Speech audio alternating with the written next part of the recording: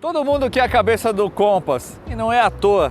Ano passado, esse sujeito aqui praticamente sequestrou o segmento dos SUVs médios para si. 70% de market share nos SUVs médios, 70%. Se a gente transformar isso em unidades, fica ainda mais alarmante. Foram 53 mil unidades de Compass vendidos contra 8 mil unidades do Tiguan, segundo colocado. O terceiro colocado ficou com 5 mil unidades, o Equinox. 2021, o jogo vai mudar aparentemente, né? Todo mundo está querendo um pedaço desse bolo, então chega Corolla Cross, que aliás já acabou de chegar, aí a gente tem a avaliação inclusive publicada aqui no Autoline, com direito à opção de motor híbrido, e daqui a pouquinho também chega o Taos, né? Com plataforma MQB em trechos maior que do Compass e muita tecnologia a bordo, mas o Império contra-ataca. A Jeep não dormiu no ponto e muito pelo contrário, o timing foi perfeito. Essa aqui é a linha 2022 do Compass e traz 3 novidades vitais que eram os 3 principais pontos de reclamação dos proprietários ou de possíveis clientes. Primeiro, um interior completamente novo, muito mais sofisticado, com um novo sistema de infotainment com a tela de 10 polegadas e, acima de tudo isso, a chegada do motor GSE, Turbo, Flex, injeção direta, todas as tecnologias que têm direito, inclusive uma muito específica desse motor, que é por isso que ele acabou causando uma pequena revolução aí na indústria e provavelmente acaba destronando o TSI como uma referência de eficácia energética. Mas teoria é uma coisa, promessa é uma coisa, e aqui a gente está para descobrir na prática se é tudo isso mesmo. E não só isso, quanto custa, que equipamentos que vêm, como que é realmente o comportamento. Se é tudo isso mesmo, que a gente vai descobrir a partir de agora aqui no canal do Autoline. E, aliás, se você ainda não assinou o nosso canal e ativou as notificações, faça, que tem muita coisa quente para chegar, e siga a gente também nas redes sociais, no Facebook e no Instagram, o Autoline. Juliano Barata, editor-chefe do Fleetart Brasil, avalia um Jeep Compass GSE 2022 cinza com teto preto e o compara com veículos similares. Escrito em vermelho Autoline, parado em uma praça de São Paulo. A família de produto Compass é dividida em 2 blocos. Os motores Flex, agora com turbo, né, esse motor T270, o GSE, como conhecido esse motor pelo código de fábrica, entre R$ 140 mil da versão Sport e os R$ 188 mil da versão Série S, topo de linha, que é essa daqui que a gente vai avaliar hoje. E a gente tem as turbo diesel, né, que partem de R$ 197 mil e chega até R$ 217 mil. Não só turbo diesel, mas também com câmbio de 9 marchas e 4x4. Todos os GSE, os Flex, são tração dianteira. Se você tem curiosidade de saber o quanto que vende cada um desses blocos, na verdade hoje é meio a meio, ou seja, apesar de ser significativamente mais caro, é 50% Flex e 50% turbo diesel. A Stellantis agora, com esse novo motor turbo, espera que a proporção fique 60%, 40%, 60% a favor do motor turbo Flex. E de olho na chegada do Corolla Cross e do Taos, uma coisa interessante. Esses preços que eu falei são muito próximos dos preços antigos do aninho 2020 do Compass. Você vê um crescimento da média de 5%, abaixo inclusive de boa parte da indústria, mesmo tendo um novo motor, um novo interior e um novo sistema de infotainment. Vale lembrar que você consegue financiar com muita facilidade tanto o Compass quanto qualquer seminovo com até 5 anos de uso pelo Bradesco Financiamentos em autoline.com.br. No topo do site é só clicar em simular o financiamento, escolher a quantidade de parcelas que você quer, uns dados bem básicos, você recebe já a melhor proposta do mercado. Enquanto você está lá, vale a pena você conferir os seminovos que estão no Autoline, tem muita opção interessante na faixa de valor desse veículo aqui, dá para fazer um bom upgrade de categoria, partir aí para um Discovery, um X1, dependendo do ano até mesmo um X3, um CR-V, enfim, tem muita coisa legal para você olhar. Entre todas as versões do Compass, a que apresenta o melhor custo-benefício é a Longitude, de R$ 150 mil, R$ 33 mil mais barato do que essa série S que a gente está avaliando. Ela já vem com o mesmo sistema de infotainment de 10 polegadas, bancos de couro sintético, aletas atrás do volante para troca de marchas e rodas aro 18. Não tem o teto panorâmico, mas você consegue adicioná-lo por quase R$ 9 mil. A Limited, de R$ 177 mil, adiciona o seguinte: rodas passam a ser aro 19, ganha um sistema de monitoramento de ponto cego, partida e entrada sem chave, os bancos dianteiros ganham ajustes elétricos, o forro do teto interno passa a ser preto, você ganha o painel digital com tela de alta resolução, airbag de joelho e o carregador por indução. Agora, se você gostou da Limited, o meu conselho é que você pule direto para a série S de R$ 188 mil, que você leva muita coisa interessante a mais. Logo de saída você já tem um visual um pouco mais customizado, né? Então algumas peças plásticas são pintadas da mesma cor do veículo, né? Isso ganha aí um certo requinte, um ar esportivo. As rodas passam a ser pintadas de grafite e você ganha um monte de equipamentos adicionais, como por exemplo o sistema de som da Beats com 506 watts, 8 falantes, incluindo um subwoofer, que realmente dá uma bela massa sonora, a gente experimentou e gostamos muito. Já vem com teto solar panorâmico e uma série de outros equipamentos semi-autônomos, como por exemplo sistema de frenagem emergencial, o ACC, né, controle de velocidade de cruzeiro adaptativo, um sistema de manutenção na faixa, né, que inclusive corrige a rota, além de dar alerta por vibração no volante, ele também corrige a trajetória no próprio volante, sistema de leitura de placas, enfim, essa é uma versão que vem bem recheada e não é muito mais cara do que a Limited. Vamos às novidades do Compass 2022. Claro, a principal, olhando aqui de fora pelo menos, é a presença do motor GSE Flex 1.3 Turbo, 11% a mais de potência e 34% a mais de torque. Agora a gente está falando de 185 cavalos e 27,5 kgfm de torque a 1.750 RPM só, um motor bastante moderno, que a gente vai detalhar um pouquinho mais para frente aqui dentro desse mesmo vídeo, tá pessoal? E a FCA, Stellantis, enfim, não quis inventar muita moda em termos de design, né? O veículo vende que nem pão quente, praticamente monopolizou o segmento de SUVs médios, fazer uma revolução poderia ser arriscado para algo que já é bem recebido pelo público. Então, não mudou muita coisa no design não, tá? Os faróis ganharam novo design, faróis full LED, grade nova e essa porção inferior aqui onde mudou mais, né? Então esses faróis auxiliares aqui, luzes de neblina, agora estão dentro desse elemento que vai de fora a fora, né? O elemento antigo, ele ficava compartimentado do lado direito e do lado esquerdo. Quando a gente vai aqui para o lado, nós temos as novas rodas exclusivas, inclusive para cada uma das versões. De lado também dá para perceber bem essa cor cinza Sting, né, que eles beberam direto na água ali do Nivus e da própria Audi com Nardo Grey, uma cor que caiu muito bem, inclusive nessa proposta mais parruda do Compass, então achei bem interessante, mas de forma geral, daqui para trás não tem muitas mudanças de design não. Lógico, chama atenção aqui esse elemento da mesma cor da carroceria, ao invés de preto, por conta de ser a versão Série S que eu comentei, e aqui atrás, lógico, só as lanternas novas e o emblema T270 do lado de lá, mas de forma geral a gente tem exatamente a mesma traseira. Agora, a gente não pode falar a mesma coisa do interior porque mudou tudo. Pessoal, aqui dentro é onde você vai encontrar a maior novidade da linha 2022 do Compass. Não só estabelece um novo patamar para o Compass, mas para a categoria de SUVs médios também.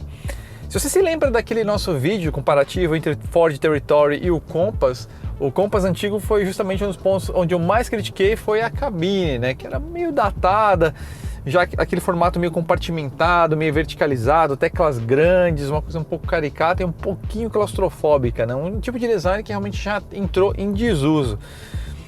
Olha pessoal, aqui a gente tem um conceito completamente novo, o painel literalmente é um outro elemento, né, então foi embora aquela linguagem verticalizada, né, compartimentada, e agora a gente tem uma linguagem de mesa aqui, né? Muito inspirado, inclusive, no conceito da Land Rover, né, que foi uma das primeiras marcas a fazer esse tipo de acabamento, mas com toda a personalidade aqui de design que os caras da Stellantis, ou no caso da Jeep, né, para ser mais coerente, fizeram em todo o painel. E existe assim não só uma questão de design que foi muito bem executada, com muito bom gosto e também muita ergonomia. Note a altura do sistema de infotainment, como ficou ali próximo à linha da base do para-brisa para quem está dirigindo, então está no limite positivo de você conseguir usar esse sistema, que a gente vai explicar em detalhes, sem o mínimo de interferência ou de perda de visão periférica, mas a atenção aos detalhes aqui que me chama a atenção. Vou usar como exemplo essa face do painel aqui, pessoal. Então, note, nós temos esse friso polido aqui, imitando um pouco alumínio. Logo depois, a gente já tem esse acabamento brilhante aqui, com uma textura que lembra de leve fibra de carbono. Aqui nós temos um revestimento de couro sintético com esse pespontado, essa costura branca. Saída de ventilação, pessoal, fica integrada aqui, olha. Você mal consegue ver, então note uma solução de design muito avançada, muito legal. E aqui na parte de cima nós também temos revestimento pespontado, então tem uma atenção aos detalhes muito grande, né? Então tem sempre essa intersecção de friso polido com black piano, com algo mais fosco, e a questão de tato também, né? Então, por exemplo, o volante aqui, o material do volante, da manopla de câmbio, todos esses painéis aqui, painel de porta também é novo, então aqui realmente o pessoal da Jeep virou de ponta cabeça aí tudo que a gente criticou no Compass da fase anterior, que realmente estava muito envelhecido. Aqui a gente tem algo que é digno de um carro de uma marca alemã mesmo, no caso uma marca premium, um BMW, um Audi. Não deve nada, não só em design como em materiais e execução. Então aplausos aí para o pessoal que realmente fez um trabalho de muito bom gosto. Aqui nós temos uma outra novidade que é o cluster digital, né? 100% digital, tela de 10,25 polegadas. A gente está aqui no modo digital. Se você apertar e segurar o OK aqui, ele simula um analógico, né? Funciona até melhor para visão periférica, para você ter um controle ali melhor. Vou voltar aqui para o digital. Aqui você também tem a opção de você ter um controle do consumo de combustível, uma tela só para isso, com um econômetro aqui, né? De acordo com a carga do acelerador, ele vai te indicar mais ou menos, se está consumindo mais ou menos. Esse 0, 5, 10, 15, 20 aqui seria a média de quilômetros por litro, então ele tem também uma iluminação por trás que vai indicando aí por onde está indo o consumo. E aqui, notem só que legal, temperatura de sistema de arrefecimento, do câmbio, do óleo do motor, e um voltímetro aqui no sistema elétrico. Então, muito completo aqui o painel, bem interessante mesmo. Sistema de infotainment, pessoal, nenhuma novidade se você assistiu o vídeo da Toro, tá? Mas se você está assistindo esse vídeo pela primeira vez, caras, essa daqui é provavelmente a nova referência entre os sistemas de infotainment. No mínimo está em paridade com o Volksplay, o que é grande coisa, porque o Volksplay realmente é um sistema sensacional de infotainment. A gente tem aqui 10 polegadas, né, nessa tela, um hardware muito bom, resolução muito boa, sensitividade da tela, vocês vão ver, realmente é um toque muito leve, você consegue manipular, e o sistema em si está muito inteligente, está muito bom. Vou dar uma rápida passada aqui. Essa é a tela principal, que é customizável, tá? Aqui tem os controles de ventilação que estão em redundância com esse controle analógico aqui embaixo, né, ar dual zone. Então isso é interessante, você consegue usar por aqui também, últimas ligações, a música que está tocando, que você consegue controlar aqui também pela parte de mídia. Aqui novamente você tem um controle mais dedicado à parte de ventilação, você consegue controlar a temperatura por aqui, intensidade de ventilação. O seu de navegação, desculpem, do próprio veículo, e aqui a gente tem o sistema Android Auto, né? Então aqui a gente tem essas duas opções. E o veículo em si tem muitas configurações também possíveis, então ele é altamente customizável em seus parâmetros, né? Por exemplo, aqui a parte de segurança, assistência de direção, vocês estão vendo aí na tela todas as possibilidades, né? Controlar sistema de estacionamento, alerta de fadiga, os alertas sonoros também, então tem muita coisa aqui, coisa demais até, leva um tempinho para você se acostumar aqui, mas a divisão das coisas está muito bem separada aqui, tá? Tem uma organização muito boa de informações. E aqui, pessoal, a gente tem o sistema Uconnect. Ele tem basicamente as funções arroz e feijão que você já deve esperar de um aplicativo. Você consegue de forma remota, né, pelo celular, travar ou destravar o veículo, ligar para ele já refrigerar com as portas travadas, né? Você consegue ter um alerta de buzinas e luzes aqui para, no caso você parou no estacionamento, não sabe onde o carro está, revisão, estado de combustível, tudo isso já tem, né? A localização também é algo legal, né? Então você consegue exatamente onde você parou o carro, inclusive tem uma função que te ajuda a localizar a melhor rota a pé para você voltar para o seu veículo, se você estacionou na rua, né? Tudo bem, aqui é onde tem as coisas mais interessantes, esses alertas de condução que você programa, né? Então de velocidade, de horário, perímetro e valet mode. Então você consegue programar aqui, se o carro passar de determinada velocidade, você recebe um alerta no celular. Se circular num horário que você, fora do horário que você programou, você recebe também. Esse perímetro é uma coisa interessante aqui, que você consegue desenhar um perímetro por onde o veículo deve andar sem você receber o alerta, né? Então a gente tem aqui o ícone dele, eu desenho aqui muito fácil aqui com a minha mão, e aí eu consigo configurar. Se ele sair desse perímetro aqui, eu recebo uma notificação no celular. E o interessante é o Valet Mode também, né? Então você liga ele aqui, você determina o raio de onde o veículo vai andar. Então acabou aqueles passeios de valet, de andar 1 km, 3 km fora de onde você deixou o carro. Então com isso que você consegue configurar e você recebe o alerta no celular também. Então isso aqui são funções bem interessantes. Agora vamos dar uma olhadinha no espaço traseiro. O espaço traseiro aqui é mais que adequado, pessoal. Tem 2,63 m de entre-eixos, banco dianteiro está ajustado para mim mesmo, tem 1,82 m, sobra aqui 8 dedos quase de espaço para os joelhos. Espaço para a cabeça, por conta do teto solar, aí fica um pouquinho mais apertado. Eu tô ok aqui, mas uma pessoa com 1,90 m aqui já teria um pouquinho mais de dificuldade aqui, né? Ignore o meu cabelo. Vai lembrar, né? A gente está falando de 5 centímetros a menos de entre-eixos que o Taos. De fato, o Taos oferece um espaço maior, né? Vocês lembram até no vídeo que eu consegui até cruzar a perna aqui atrás. Então realmente é um espaço maior. E tem 1 centímetro a menos do que o Corolla Cross. Mas o Corolla Cross está bem parecido aqui. A gente pode considerar um empate técnico, né? Traseira do aqui a gente console. tem saída de ventilação. Consegue controlar para os 2 passageiros aqui a direção do ar. Uma saída USB apenas aqui na parte de cima, a gente tem alguma tomada aqui, 127 volts, 150 watts e uma outra saída aqui, 12 volts. Então tá ok, tá meio bem servido. Podia ter 2 saídas USB aqui, né? Mas enfim, ângulo do encosto aqui tá bom, podia ser um pouquinho mais reclinado para viagens longas, mas tá bem confortável aqui. E porta-malas, pessoal, é o seguinte, aqui a gente tem a mesma litragem, desculpe, o mesmo volume do que o Compass antigo, né? Não teve uma mudança de estrutura do carro.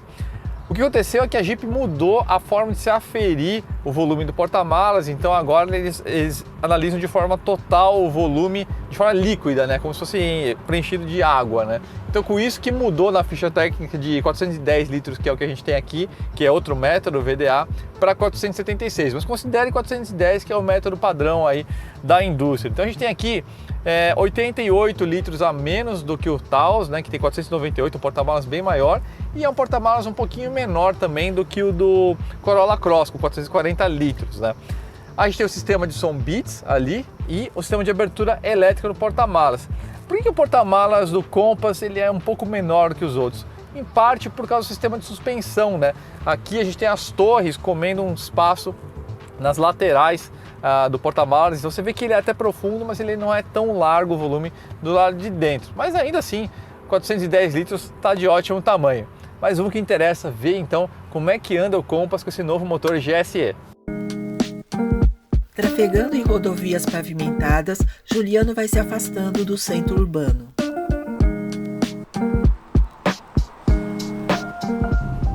Pessoal, antes da gente acelerar um pouquinho mais forte para conhecer a pegada do motor GSE aqui no Compass, acho que vale um pouquinho de contexto, né? Diferentemente da Toro, que utilizava um motor de concepção particularmente mais antigo, né, o e-torque, o Compass utilizava um motor já de concepção bem mais moderna, né? Utilizava aí o Tiger Shark, um motor de 2 litros que foi constituído numa aliança aí bem particular, né, entre a Chrysler, a Hyundai e a Mitsubishi para um projeto de motor global. E já era um motor já de concepção mais moderna, todo de alumínio, duplo comando variável, inclusive ele trabalhava parcialmente em ciclo Miller, né, para ajudar a você ter menos perda por bombeamento, no momento que o pistão está subindo ali, né, no ciclo de compressão, né. Então já era um motor bom, 166 cavalos, tinha 20,7 kgfm de torque, só que a 4.000 RPM, né, todo motor aspirado precisa de um pouco mais de giro para render esse torque. Motor competente, mas que estava ficando para trás, evidentemente, com todas as tecnologias de downsizing, especialmente vindo na concorrência, né? Então realmente era necessário. A Stellantis e na época a FCA precisava muito de um motor downsized flex, né? Eles tinham uma opção turbo diesel que tem ainda, que ninguém tem, mas o motor flex estava começando a ficar devendo. Esse que chega então, esse motor aqui, o GSE, agora finalmente trazendo então a Jeep para o mundo do downsizing aqui no Brasil.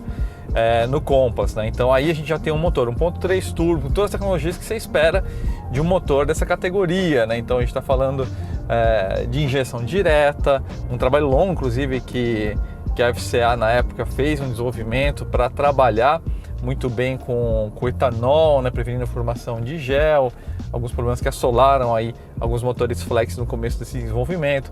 A gente tem um turbo de baixa inércia, ou seja, ele não precisa de muito esforço para render uma pressão muito boa. E lógico, aqui a gente tem dois sistemas que são interessantes, na verdade. Um, detecção de tipo de combustível na linha, né, justamente como o TSI, e o outro, uma tecnologia que só ele tem, que é o sistema de acionamento de válvulas, das válvulas de admissão. Não acontece de forma totalmente mecânica, né, por meio ali da interação direta, de comando, balanceiro, as válvulas, né? Não, existe uma interação com uma câmara hidráulica, na verdade eletrohidráulica, controlada por uma solenoide, né, em outras palavras. E com isso, pessoal, para descomplicar um pouco, o que acontece? Esse motor, basicamente, ele consegue variar de forma quase infinita a rotina de acionamento das válvulas de admissão, tanto em levante quanto em duração, em fase, né?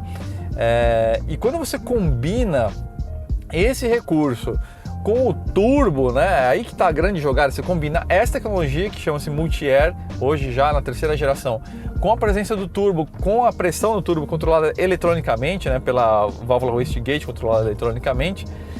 Cara, aí você tem muitos recursos em termos de controle de fluxo de ar, de combustível e especialmente de temperatura da cabeça do pistão. É muito mais ágil do que você só controlar pela válvula wastegate, porque tem todo o caminho, né, que o ar tem que fazer até chegar do turbo ali, do compressor até a câmara de combustão, onde acontece a explosão, a queima mesmo, né? Então aqui você tem uma rapidez muito maior, então isso permite aí um ganho de eficácia particularmente interessante. Como eu falei anteriormente, a gente tem um vídeo dedicado só a explicar esse motor GSE, porque realmente é uma revolução tecnológica aqui nos motores a combustão no Brasil. Então, se você não assistiu ainda, vale a pena aí você clicar nesse link que aí está no canto superior direito da tela, para você assistir depois esse vídeo explicando melhor em detalhes aí a tecnologia do motor GSE. Feita essa introdução, então vamos conhecer a pegada desse motor GSE turbinado. Vou ligar o modo Sport, câmbio aqui vou jogar no modo manual, desligar aqui o Start Stop e vamos lá.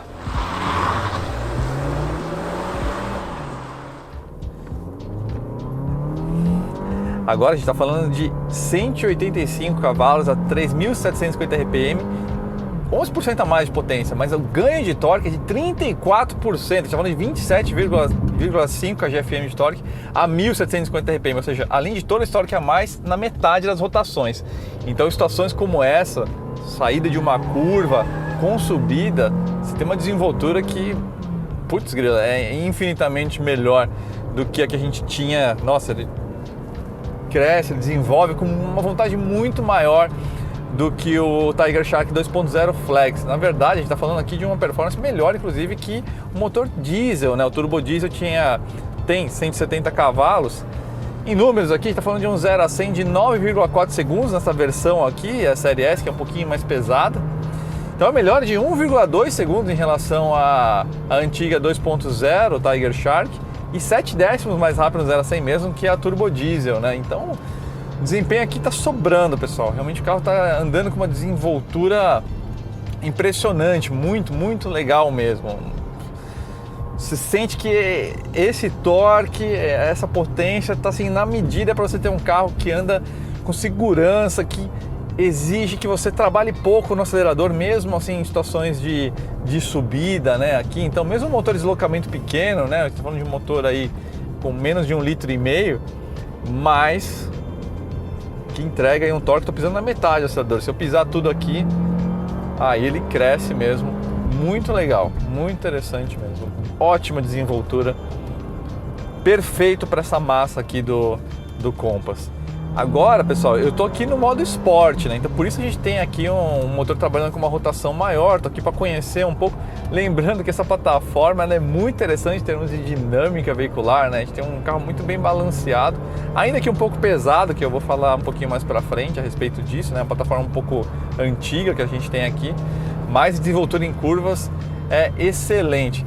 Então assim, a gente está com uma presença maior de ronco aqui porque eu estou no modo Sport, né? Então, principalmente nesse trecho aqui em descida, sinuoso, ele vai inclusive segurar, acaba ajudando um pouco até com a atuação de freio motor aqui. Então bem interessante, equilíbrio muito, muito bom mesmo. Essa transmissão aqui, pessoal, é uma transmissão de 6 marchas da Aisin, que é essencialmente o mesmo câmbio da Toro. Qual que é a diferença aqui? Programação, evidentemente, né? Um outro veículo com outra massa, mas também a gente tem aqui um diferencial mais longo, né? Então o câmbio é basicamente o mesmo nas marchas, mas o diferencial aqui é 9,3% mais longo, né? O que ajuda também no consumo que a gente vai falar daqui a pouquinho, tá? E isso ajuda também no conforto, né? Então eu vou passar aqui esse pedaço sinuoso aqui para conhecer um pouquinho melhor o balanço do veículo, né? Putz, é muito bom de curva mesmo, é muito legal, muito seguro, transições suaves, controladas, muito, muito bom. Agora eu vou mudar completamente a história aqui, então eu vou desligar aqui o modo Sport, vou jogar aqui no Drive, e aí vocês vão ver que em instantes aqui ele vai jogar as marchas mais compridas, e aí a rotação vai começar a cair bastante, né? Então isso é algo que é bem interessante aqui, então já jogou uma marcha mais para cima aqui. já estamos trabalhando 2.000 RPM. Esse é um lance que é interessante. A gente fala muito de ganho de desempenho com esses motor downsized, né? Mas tem um ganho de conforto a bordo também muito grande, justamente porque o motor tem tanto torque que ele não precisa mais que o motor fique berrando, né? Então, o motor aspirado tem essa necessidade, né? O torque do outro motor, Tiger Shark, era 4.000 RPM, aqui é 1.750 RPM, então é menos da metade. Então, com isso, não tem a necessidade de ficar esticando marcha, né? Só se você realmente quiser performance, aí você pisa fundo e ele vai segurar o giro até ali a quase 6.000 RPM, mas andando de forma civilizada, normal, na estrada mesmo, numa serra, ele vai trabalhar com rotações muito baixas. Agora a gente está a 1.500 RPM, tudo bem, numa descida, mas... Então a gente tem essa presença do conforto maior que o motor proporciona, né? Quem andava no Tiger Shark sabe, né? Em qualquer situação já que você precisava de um pouquinho mais de torque, ele precisava fazer o motor gritar, que era um motor aspirado, né? Isolamento acústico excelente aqui, né? A gente tem uma cabine muito bem isolada do exterior, um motor muito suave também, então transmissão de ruídos externos, reverberação de pneu aqui, realmente está tudo num ótimo nível. Capacidade de frenagem também está excelente, ergonomia de direção também muito boa, então tem uma posição aqui muito confortável, tem uma ampla capacidade de ajuste aqui, né? No ajuste telescópico tem uma boa quantidade de altura também. Os bancos também fornecem um apoio lateral aqui bom, não é um apoio tão esportivo, nem a proposta do veículo, né? Mas um apoio bastante confortável. Posição de dirigir muito boa e esse volante também tem uma pegada muito boa, esse volante novo.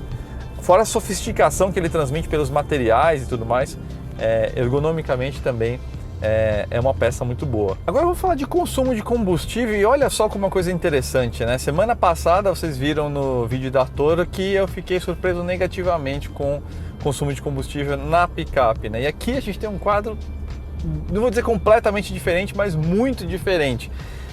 O que acontece? Aqui a gente tem 100 kg a menos, na verdade um pouco mais dependendo da versão, em relação à Toro. E a gente tem um diferencial, como eu falei, 9,3% mais longo. Então aqui o carro ele roda um pouco mais solto. O que acontece aqui? O consumo declarado pela Stellantis para o Compass, consumo misto, né, misturando cidade e estrada, dividindo por 2 aí. Aqui a gente tem 7,7 km por litro no etanol e 10,9 com gasolina. É uma melhora, inclusive, muito significativa em relação ao Tiger Shark, né? E tem uma melhora de mais ou menos 1,5 km por litro. Então veja só, o motor Tiger Shark do Compass, ele é muito mais moderno que o e-torque antigo da Toro, né? Eu estou fazendo um paralelo de tecnologia, então o motor antigo do Compass já era bem mais moderno que o motor antigo da Toro. Só que quando a gente colocou o motor GSE na Toro, por a Toro ser mais pesada e ter um diferencial mais curto, porque é um veículo que trabalha com carga, então ele precisa de uma relação de transmissão mais curta para você carregar todo esse peso adicional que uma picape pode e deve levar, ficou uma situação em uma zona de eficiência do motor fora do esperado ali. Lá, vamos dizer assim, é um pouco demais de massa o motor GSE 1.3. Aqui, com 100 kg a menos e o diferencial mais longo, você teve uma melhora de consumo em relação ao motor antigo, né? A Toro do 1.8 para esse GSE ficou meio que ali, né? Até piorou em alguns quadros. Aqui não, a gente tem uma melhora absoluta de mais ou menos 1,5 km por litro, seja com etanol, seja com gasolina, em relação ao motor antigo. E digo mais, aqui é bem factível você conseguir atingir as médias dessa metodologia do Inmetro. Na Toro, vocês viram no vídeo, né? Em algumas situações era difícil até de chegar naquela meta não, aquele número declarado no teste do Inmetro. Então, aqui a gente tem uma melhora muito sólida mesmo de performance em termos de consumo de combustível e poderia ser inclusive bem melhor. Como que poderia ser bem melhor? Aqui a gente tem um veículo de 1.589 kg, tá ok, tá interessante, tudo bem, mas veja só, a gente está falando de um veículo que é 140 kg mais pesado que o Corolla Cross e 170 kg mais pesado do que o Taos. É muita coisa, gente. E por que isso? Porque essa plataforma aqui, ela é meio antiga. A base dela é antiga. Vamos lá. Essa plataforma aqui chama Small Wide 4x4. Nasceu mais ou menos em 2014, 2015. Aí você pode virar para mim e falar, cara, mas aí é mais ou menos quando surgiu a MQB também, da Volkswagen, não é? Só que tem um detalhe. Essa Small Wide 4x4, na verdade, é um derivado, uma evolução de uma plataforma da Fiat que é bem mais antiga, de mais ou menos 2005, 2006, que era do Punto, tá? No caso, Punto europeu, grande Punto, né? Então, é lógico, quando foi feito o Small Wide 4x4, a gente teve presença de muito mais aços de alta resistência, mas também de muitos reforços que foram necessários, nas longarinas, suporte de suspensão. Então, para justamente entregar uma performance para um veículo maior que performasse bem, né? Então, ela agregou muito peso. Esse talvez seja o calcanhar de Aquiles aqui em termos do abordo aqui, né? Do onboard aqui no Compass. Motor, performance com excelência, o consumo ficou legal aqui, acho que são números que estão totalmente dentro do que você espera de um downsizing, mas o número poderia ser incrível se ele fosse um veículo com a massa realmente de uma plataforma de última geração. Então esse é o ponto, ficou bom, poderia ser muito melhor. Novamente, na região urbana de São Paulo. O Compass não vai repetir aquele mesmo resultado absurdo de 2020, justamente porque esse ano tem 2 rivais parada dura chegando aí, né? O Corolla Cross, que já chegou, e o Taos, que chega daqui a pouquinho. Mas, como eu falei na introdução do vídeo, a Jeep chegou com um timing perfeito, veio com uma resposta muito forte, 2 pés no peito para valer, e nem deu tempo direito de florescer, vamos dizer assim, o Corolla Cross, e o Taos nem chegou ainda e a resposta deles já foi de cara para o mercado.